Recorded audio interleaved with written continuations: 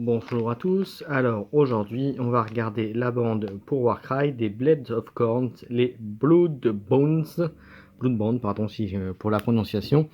Donc en fait les corneux, les guerriers de Khorne. Alors on voit un petit peu vite fait les petits profils, voilà les Blood Warriors, les Blood Reavers, les Warmongers, les Skull Reapers et le Khorgorath qui est le gros monstre de cette faction. Alors, je précise, si vous voulez monter une faction à bas coût des lames de Khorne, il vous faut les deux premières bandes corneux de la première saison de Warhammer Underworld qui vous permettront certainement, qui vous permet de faire quasiment une bande complète pour Warcry. Voilà, ça c'était la petite astuce du jour. Allez, comme je fais d'habitude, on va recommander à regarder par contre les aptitudes. Alors la première, c'est un pour double, donc c'est celle pour accessible à tous. Donc du sang pour le dieu du sang, un combattant va infliger cette aptitude seulement si un combattant ennemi a été mis hors de combat par une de ses actions d'attaque à cette activation. Ce combattant effectue une action de mouvement bonus ou une action d'attaque bonus. Alors c'est conditionné à avoir tué, mais en même temps c'est Khorne, donc effectivement le dieu des batailles, du sang, de la sauvagerie, enfin tout ce qu'on veut. Donc c'est une aptitude qui peut être bien, mais ça dépend de quelle bande. Vous tombez par exemple, je prends l'exemple toujours des Stormcast qui sont résistants, vous tombez sur un Stormcast, pardon, vous aurez très peu souvent la possibilité de faire cette capacité. En revanche, vous tombez sur du Gobelin ou par exemple, qu'est-ce qu'il y a comme autre armée ou avec des unités faibles, ou pour certains Nighthound, on va dire, ou des idonettes avec quelques figurines, les piétons. Voilà, ou même des Entembeast, vous mettez les petites figurines Entembeast ou Iron Golem, vous pouvez les avoir assez facilement. Voilà, ça c'était mon petit avis. Ensuite, le deuxième, le double, quand vous avez l'icône du bouclier, point gore, choisissez un combattant ennemi visible à 1 de ce combattant et jetez un dé sur 3-4 alloué un point de dégâts sur 5-6 alloué autant de dégâts que la valeur de cette aptitude. Donc ça pour le coup c'est plutôt pas mal, pour un petit double ça fait toujours des dommages en plus, mais c'est sympathique. Ensuite la faculté avec un double pareil avec l'icône du démon. Alors ça c'est accessible uniquement, j'ai regardé avant en préparant cette petite découverte de bande, c'est accessible uniquement avec la grosse figurine, le Khorgorath. Alors ça fait quoi? Ça fait donc pour un double un tentacule d'os. Choisissez un combattant ennemi visible à 6 de ce combattant et jetez 2 dés. Pour chaque 4-5, allouez un point de dégâts au combattant choisi. Pour 5 à 6, allouez autant de dégâts que la valeur de cette aptitude. Donc c'est plutôt sympathique. On continue. Seigneur des crânes pour accessible avec ce symbole là. Triple, un combattant peut utiliser cette aptitude seulement si un combattant ennemi a été mis hors de combat sur une de ses attaques, sa action d'attaque à ses activations. Jusqu'à la fin du round, ajoutez 1 à la caractéristique d'attaque des actions d'attaque ayant une caractéristique de 3 ou moins pour chaque combattant à 6 de ce combattant. Donc là pour le coup, là ça le vaut largement plus que à la limite que le double, mais c'est un triple. Donc rajouter 1 à l'attaque, c'est rajouté un dé d'attaque, donc c'est plutôt fort. À 6, donc c'est un bon boost pour un triple, ça les vaut. Après c'est conditionné à ce qu'il aille au combat, mais en même temps c'est la bande spécifique pour aller au corps à corps comme on dit. Alors ensuite on continue avec notre triple avec ce symbole là. Les triples armes des forges démons. Jusqu'à la fin de l'activation de ce combattant, ajoutez la moitié de la valeur de cette aptitude arrondie au supérieur au point de dégâts alloués par des touches critiques infligées par les actions d'attaque qui ont une caractéristique de 3 ou moins. Pour un triple, ça augmente les dégâts infligés. Ça peut être bien, mais là, à ce moment-là, vous visez plutôt peut-être une unité qui va faire très mal ou qui est de la saturation pour être sûr de valider ce triple. Et enfin, le quadruple. Assaut sanguinaire, ce combattant effectue une action de mouvement bonus, puis il peut faire une action d'attaque bonus. De plus, jusqu'à la fin de l'activation de ce combattant, ajouter la moitié de la valeur de cette étude en arrondi au supérieur à la caractéristique de force des actions d'attaque de ce combattant qui ont une caractéristique de portée de 3 ou moins.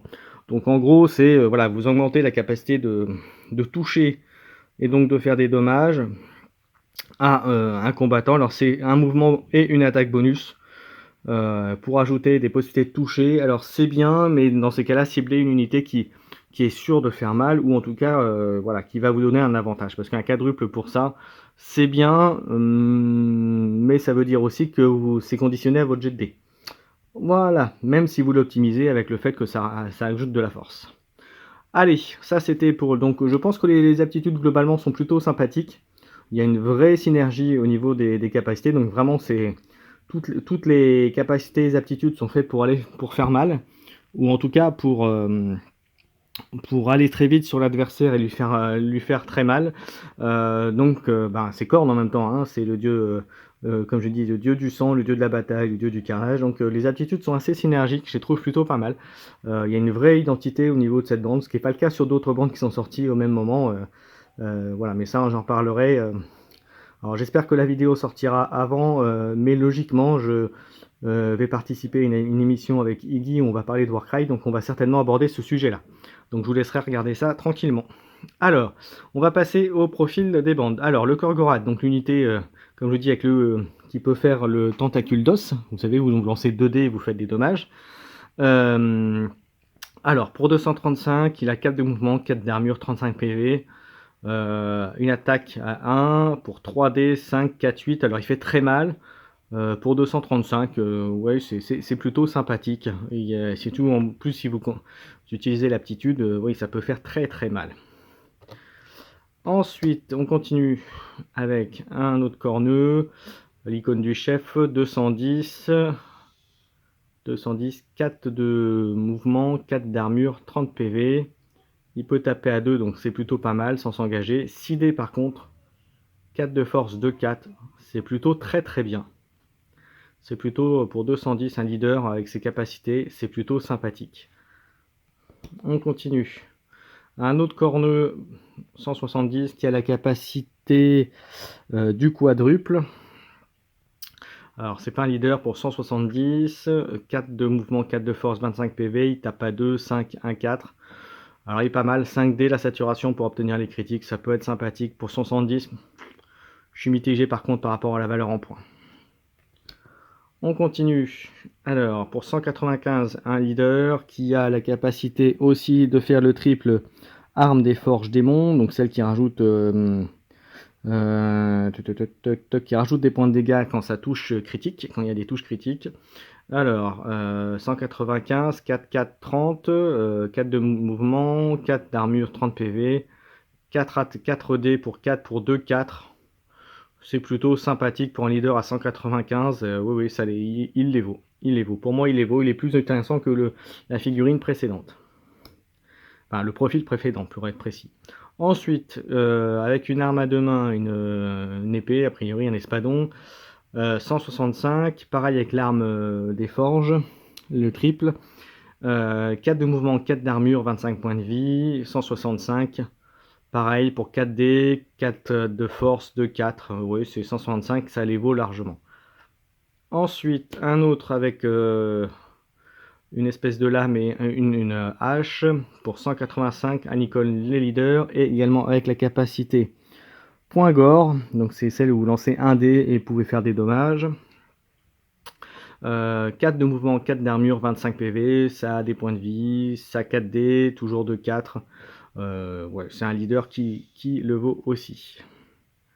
Ensuite, celui-là avec l'espèce de double lame, 120 points, 4 de mouvement, 4 d'armure, 15 PV. Pour 120, 15 PV c'est un peu léger, mais 3 attaques, 3D à 4 de force, 2, 5. Pour 120 points, il les vaut largement. Il les vaut largement.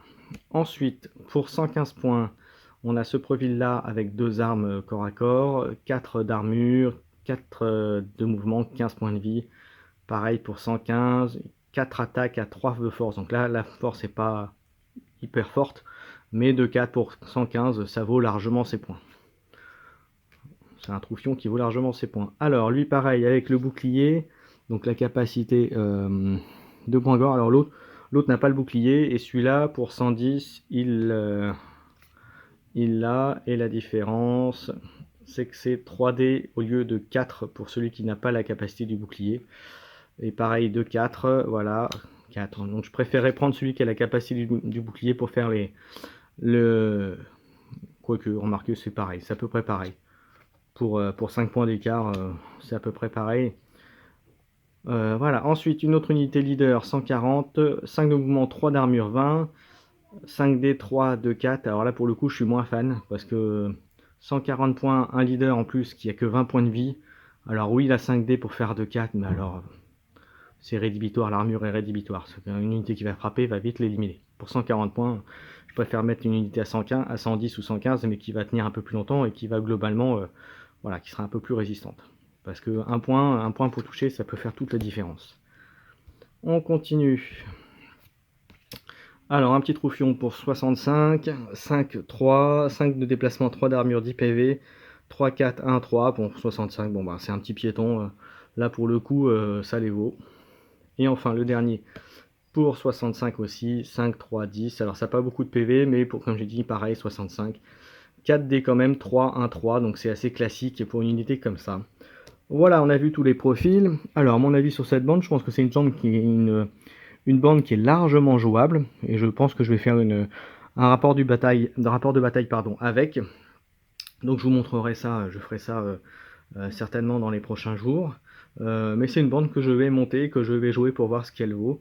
En tout cas, elle donne envie de l'essayer, beaucoup plus que les Nurgle que j'ai fait juste avant en vidéo en tout cas. Voilà, bah, n'hésitez pas à mettre vos avis, j'espère que ça vous a plu. Mettez vos petits pouces levés si vous avez aimé. Abonnez-vous si ce n'est pas le cas, et puis je vous dis à bientôt pour une prochaine vidéo. À bientôt.